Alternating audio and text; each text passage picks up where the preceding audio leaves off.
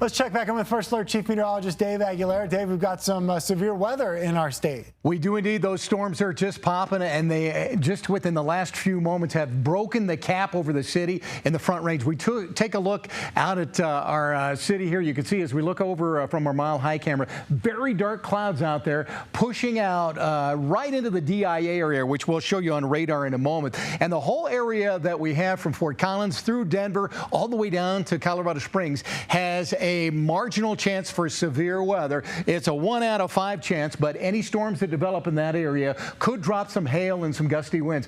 Take a look at this. This is our Lookout Mountain camera looking right at the storms over DIA. Downtown is right in this area, so it is growing. This one has the potential to be severe out in that area. We switch to the radar. That's this cluster of storms right here over Denver. We do have a severe thunderstorm warning for the storms in Park County out here, right along 285, Kenosha Pass, and some of those areas pushing over to just outside of Bailey. Could have up to 1-inch diameter hail out of some of those storms. And here's that line of storms that's headed for DIA. Here's the airport, and you can see from Aurora all the way up to just outside of Brighton. These are pretty big cells coming through.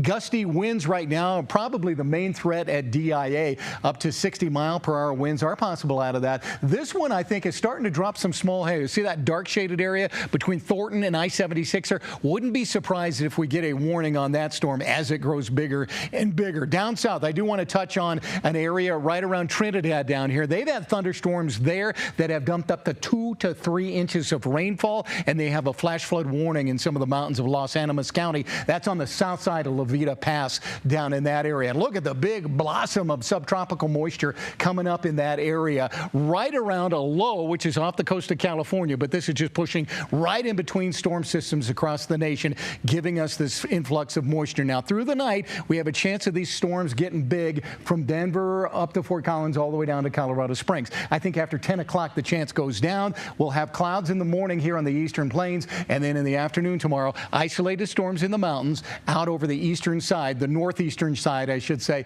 of the state. Not a widespread event, but any storms that do develop tomorrow could be severe as well, with damaging wind, large hail from DIA up to Fort Collins and out over the northeastern plains. So kind of just shifts the area a little further out to the east.